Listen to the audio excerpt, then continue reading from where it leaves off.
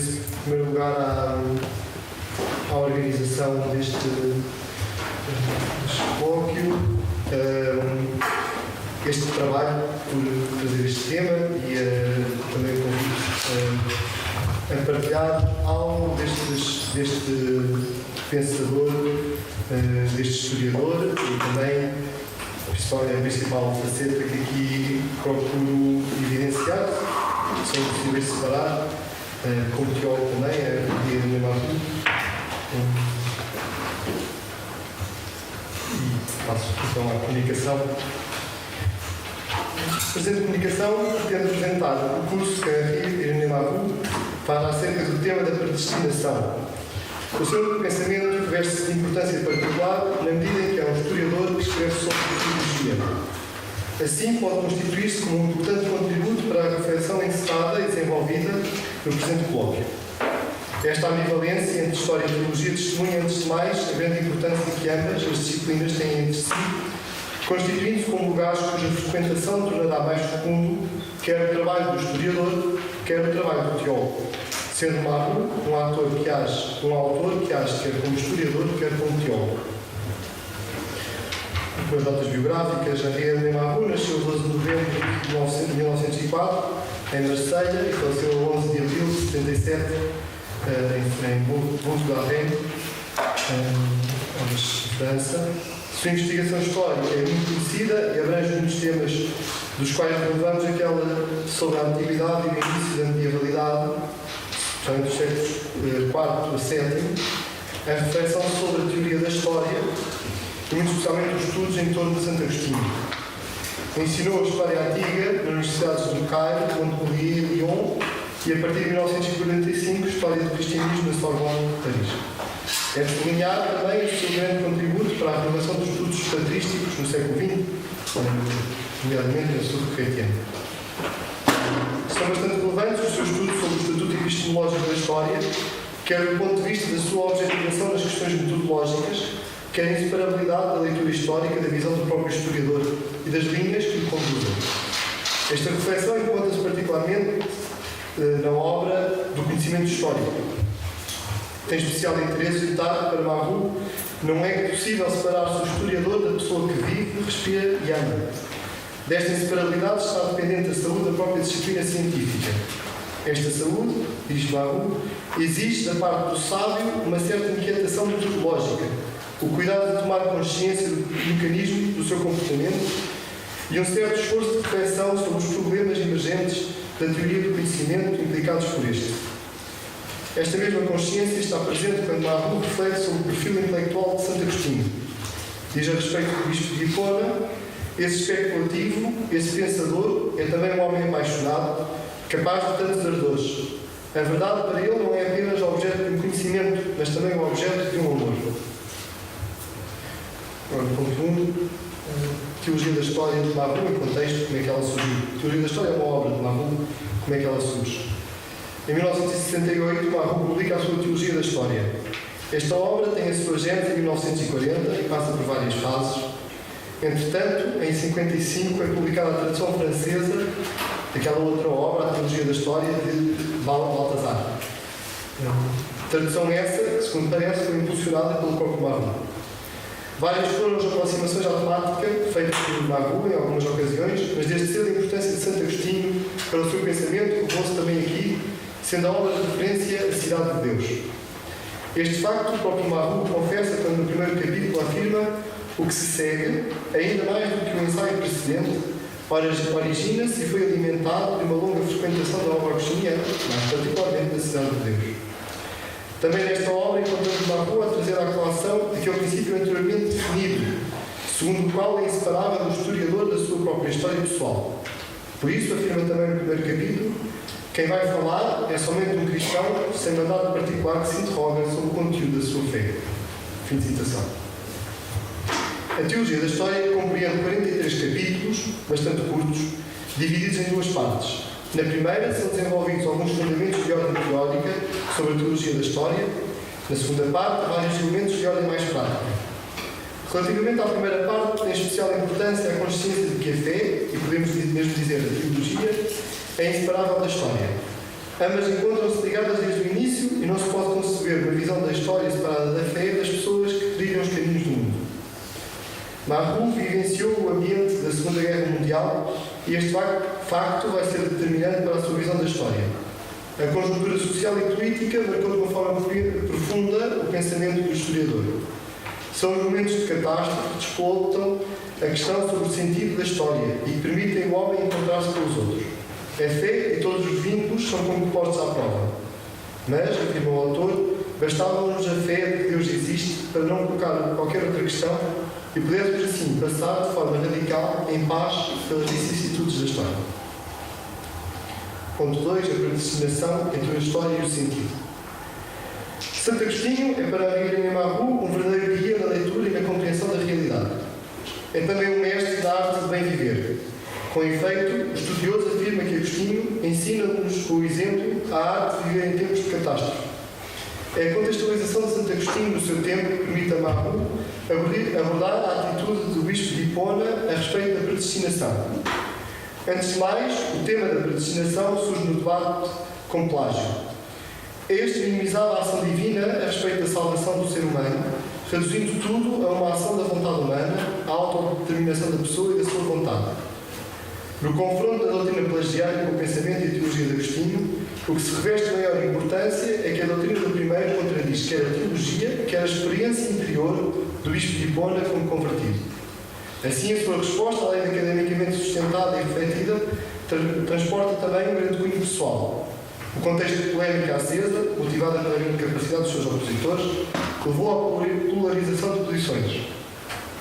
Conclui assim Marrou: nunca será demais insistir sobre a importância desse clima polémico e sobre as consequências que daí resultaram para a obra dos últimos anos de Santo Agostinho e para a orientação da sua influência. Deve, sobretudo à polémica antipelagiana, ter passado à posteridade, principalmente como teólogo do pecado original, da predestinação, da graça e como moralista da concupiscência e da miséria do homem abandonado às próprias forças. Fim de citação. É importante assinalar que o caráter extremo da posição agostiniana foi reconhecido pela ortodoxia católica, que se situou aquém da polarização a que chegou o bispo de Hipona. Todavia, esta posição mais ponderada também se pode encontrar no próprio Agostinho, se, como sugere Marrou, atendermos não apenas aos escritos antipelagianos, mas também ao resto do seu magistério. Contudo, os exageros não deixaram de existir e permanecem patentes na obra agostiniana. Como se poderá assim retomar com toda a verdade e com toda a bondade o tema da predestinação? Coloca a questão: não seria melhor, por isso, simplesmente desembaraçarmos dele para não corrermos o risco de cair em algum beco sem saída na argumentação teológica? A Virgem Marrou discordaria dessa posição. Afirmo, quase solenemente, a sua teologia da história. Diz ele: é preciso reencontrar o valor profundo e permanente da noção essencial à nossa fé de predestinação, o chamamento lançado por Deus àqueles que escolheu e amou antes da fundação do mundo. Marrou introduz o tema da predestinação em duas ordens de grandeza. Por um lado, na noção de chamamento de Deus, portanto, da sua vontade, e por outro lado, na etimologia do termo chamamento, que dirá em última instância respeito à Igreja e, portanto, ao conjunto dos chamados. A argumentação provoca, assim, todo um delineamento novo do projeto teológico e, ao limite, um novo projeto do Homo Cristianos, toda uma nova antropologia que se constrói a partir da trama da história. O projeto de Marrou pretende encerrar, tem um absoluto, que é Deus. Ele tem de estar no início do ser cristão. Afirma-o de forma bastante clara quando escreve: no ponto de partida de toda a reflexão, é preciso afirmar que Deus existe. E nós sabemos que Ele existe sustentando todos os seres e é o Senhor da história. O que Ele faz é conhecê-lo. Tudo o que ocorre só acontece porque Ele quis ou permitiu. Mas a reflexão sobre a predestinação surge da noção de igreja, enquanto conjunto de pessoas chamadas por Deus. Na sua época, Marrou sentiu a necessidade de afirmar a noção de conjunto, de grupo, de comunidade. Esta dificuldade surgiu a partir do atrofiamento da escatologia. Neste passo, o autor não deixa de reconhecer a culpa de Santo Agostinho por este facto. É assim necessário retornar às noções de igreja, enquanto conjunto de fiéis, mas não apenas como somatório, mas como corpo, conjunto orgânico. Desta consciência de sociedade, de vida social, está dependente a questão do sentido da história, de forma especial nos tempos de luta e de catástrofe. Afirma Marru, a vida pessoal fechada então explode e na fraternidade de uma miséria comum ou na exaltação de um combate travado em conjunto, o homem redescobre que está inserido num movimento de dimensões e de alcances gigantescos. Então, ele não pode mais evitar a questão: tem a história um sentido? Pedimos nós agora colocar a questão: alguém será possuidor da resposta a esta questão sobre o sentido da história? Marru afirma que o cristão tem esta resposta. Um dos principais contributos para a teologia da história, oferecido por Marru, reside na sua visão do curso do tempo. Representa-o como um tríptico. No centro, a encarnação do Verbo, pouco tempo, mas é sobre este grande quadro que deve ter-se de preferência a nossa meditação, voltar a ele sem cessar, pois é aí que se dá todo o essencial, onde se exalta o drama da história, afirma o autor. Mas apesar de o central ser o que possui o essencial, Marru é cauteloso a assinalar a importância dos outros dois. Com efeito, eles têm o seu lugar na arquitetura do conjunto. Assim sendo, no quadro da esquerda, temos os séculos que antecederam a encarnação, as épocas do Antigo Testamento, ou para falar mais precisamente, da lenta preparação evangélica, pela qual Deus, de múltiplas maneiras, dispunha o género humano a ajustar-se à salvação. O essencial deste primeiro ato realiza-se na história do povo, escolhido, eleito, bem amado. Se o quadro central é o essencial, podemos pensar que o subsequente terá muito menos importância. Isto é o Marru. O quadro central é aquele que apresenta todo o essencial. Tudo o que acontece a partir daí tem sempre a sua última referência àquele. Portanto, tudo torna-se relativo. Podia até não acontecer mais nada, porque tudo estava decidido. Contudo, afirma Marru, está a acontecer alguma coisa, já que o retorno glorioso de Cristo, que deve marcar o acabamento, a consumação da história do mundo, ainda não se produziu. Entre o quadro central e aquele acontecimento que consumará a história, decorre um tempo. O tempo de espera, o tempo da Igreja, o tempo do misterioso crescimento. Afirma Marru, o tempo da Igreja está em curso. A história não se acabou e cabe a nós, agora, ao nosso esforço e à nossa ação, contribuir para escrevê-la, trabalhar da nossa parte para o seu acabamento. Há uma tensão que se deve aqui manter. Afirma Marru, é preciso exorcizar a tentação do quietismo, à qual poderia conduzir uma insistência unilateral sobre a grandeza e eficácia da obra realizada por Cristo. Com efeito, se Deus quis que um intervalo de tempo se estendesse entre a ascensão e o último dia do mundo, este intervalo entre os dois adventos do Verbo encarnado não pode ser um tempo vazio. As parábolas de Jesus elaboram assim um esboço de uma teologia da história, deste tempo de espera, de modo que Deus não nos deixou na ignorância do que se realiza invisivelmente na profundidade da história, desta história, da nossa história. Há uma profunda ambivalência da história. Ela é sempre feita de coisas boas, as glórias, e de coisas más, humilhações. O primeiro olhar está sempre tentado a dar o maior relevo às coisas más, ao pecado, ao negativo do processo histórico. A este respeito, podemos escutar o que afirma Marru. O fracasso, pelo menos relativo, é a lei de toda a história, lugar de tantas derrotas, onde as próprias vitórias, sempre pagas demasiado caro, são sempre parciais e precárias. É preciso saber encarar isto de frente. Para não ser, por seu lado, ameaçado de insipidez, a fé cristã deve ter enfrentado esta visão sinistra, deve ter sentido o horrível asa do desespero roçar a sua fronte. Somente então ela pode professar-se em confusão em transferência ilusória que, através de todos estes dramas, todos estes sofrimentos, estes fracassos aparentes, o plano divino da salvação ainda se realiza e avança com um passo seguro para o triunfo da sua realização. Fim de citação. Esta ambivalência introduz o historiador e o teólogo, e qualquer crente, na questão central do sentido, e mais que o sentido pura e simplesmente enunciado, na questão do sentido da vida, da sustentação do real. Afirma Marru que o sentido da história nos seja, como vimos, de agora em diante dado de uma maneira segura, não significa que possamos conhecer, possamos compreender tudo o que acontece nesta história à medida que o conhecimento se produz. Com efeito, conclui: o que constitui a realidade profunda da história, o que através do tempo se constrói, o que cresce, cidade de Deus, corpo místico de Cristo, é por natureza algo que não é da ordem da experiência sensível e foge necessariamente em grande parte à nossa visão. Em suma, o elemento essencial de toda a reflexão é a importância do tempo, a sua capacidade de ser portador da obra de Deus. Tanto na história santa da primeira aliança como na história evangélica já evocada, vemos por toda a parte se afirmar o mesmo caráter, a saber, que o tempo da história humana está inseparavelmente unido à realização desta economia divina e salvadora. Assim, o tempo é essencial, atributo da criação, nascido com ela e inseparavelmente ligado a ela. O tempo foi escolhido por Deus como vetor da salvação, como modo de realização da sua economia. Terceiro passo, intitulei Rumo a uma Teologia da Liberdade. O último capítulo da Teologia da História de Mahu é intitulado Uma Teologia da Liberdade.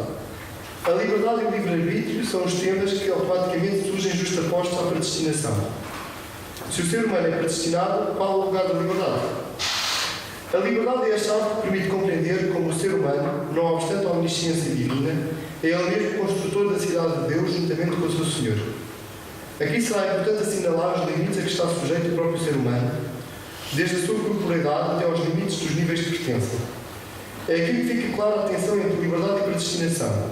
O acento deixa de ser colocado simplesmente no somatório dos atos, que seriam pesados no juízo, mas é a partir de uma visão muito mais alargada da existência humana, que podemos chamar de comunhão, que se revela o sentido da história, a cidade de Deus construída de facto, e procura-se assim abandonar todo o individualismo que ainda poderia estar latente.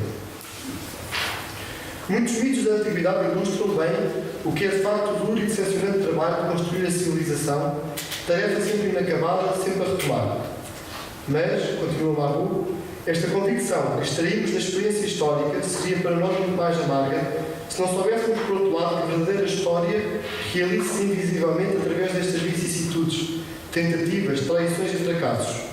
Se não soubéssemos que, apesar das aparências, nada está definitivamente perdido dos esforços e dos sofrimentos dos homens, e que um dia virá em que veremos todas as lágrimas enxugadas e dos seus olhos, e que, entretanto, tudo o que se realiza de positivo na ordem do ser é a cada instante armazenado nas eternas moradas.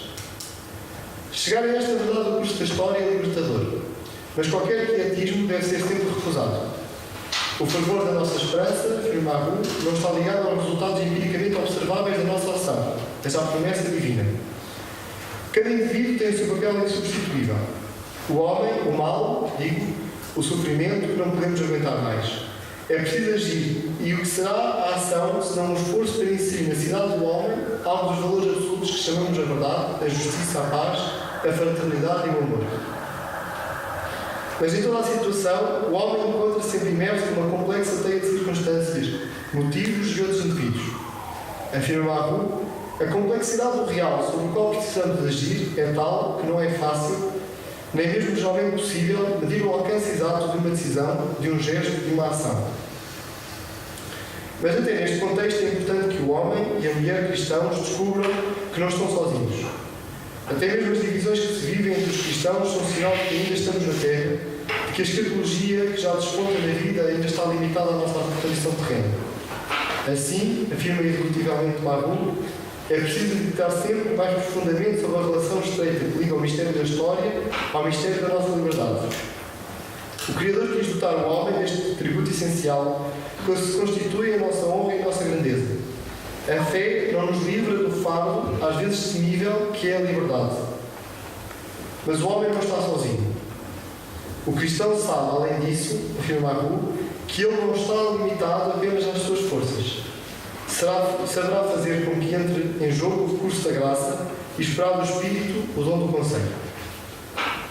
Caminho agora para a conclusão, eu tenho que ser aos 5 minutos, mas vou ser mais conciso do que pensava.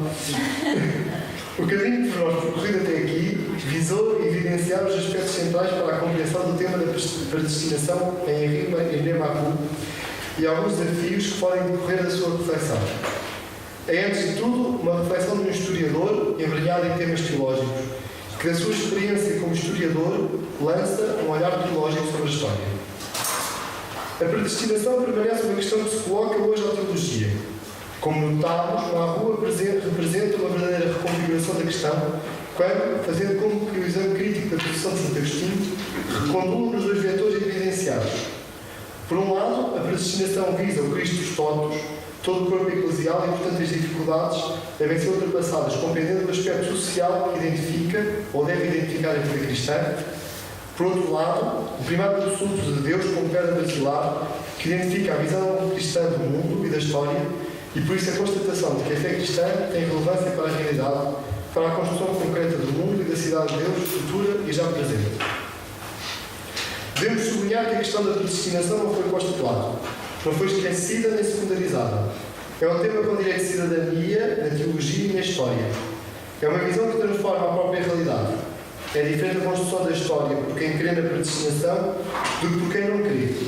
Uma adequada visão sobre este tema permite a construção alargada desta ciência e, de forma especial, do cristianismo, na construção em igreja, como corpo constituído por muitos, que avança na penumbra e constrói o mundo presente com os olhos postos naquela cidade invisível, a cidade eterna, a cidade de Deus.